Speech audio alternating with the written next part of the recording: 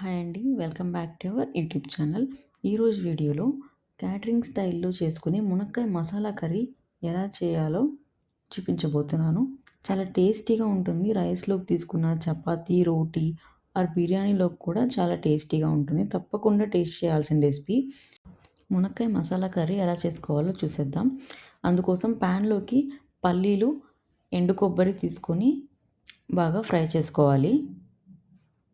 అది ఫ్రై అయిన తర్వాత కొంచెం జీడిపప్పుని కూడా అందులోకి యాడ్ చేసుకొని ఫ్రై చేసుకోవాలి. ఆ 3 కొంచెం కలర్ చేంజ్ అయిన తర్వాత ఒక స్పూన్ గసగసాలను కూడా అందులోకి యాడ్ చేసుకొని బాగా ఫ్రై చేసుకొని పక్కన పెట్టుకోవాలి.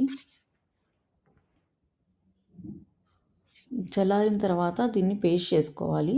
ముందైతే దీన్ని ఫ్రై చేసుకొని పక్కన పెట్టుకోవాలి. ప్యాన్‌లోకి 3 టేబుల్ స్పూన్స్ ఆయిల్‌ని యాడ్ చేసుకోవాలి. అందులోకి జీరా యాడ్ చేసుకొని కొంచెం అది చిటపటలాడిన తర్వాత కారానికి సరిపడా పచ్చిమిర్చి వేసి దాన్ని కూడా కొంచెం ఫ్రై చేసుకోవాలి. అది ఫ్రై అయిన తర్వాత సన్నగా చాప్ చేసుకున్న ఆనియన్స్‌ని కూడా అందులో వేసుకొని బాగా ఫ్రై చేసుకోవాలి. ఆనియన్స్ అనేవి కలర్ కొంచెం చేంజ్ అయ్యేటప్పుడు మనం అల్లం వెల్లుల్లి పేస్ట్‌ని కూడా దీంట్లోకి యాడ్ చేసుకొని బాగా మిక్స్ చేసుకోవాలి.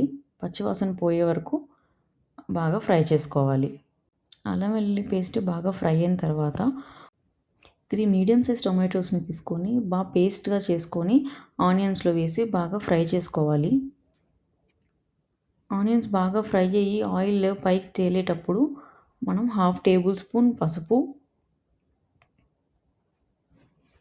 రుచికి సరిపడా ఉప్పు, రుచికి సరిపడా కారం, వేయించిన జీలకర్ర పొడి వేసి మసాలాలన్నీ మాడకుండా బాగా కలబెడుతూ ఫ్రై చేసుకోవాలి.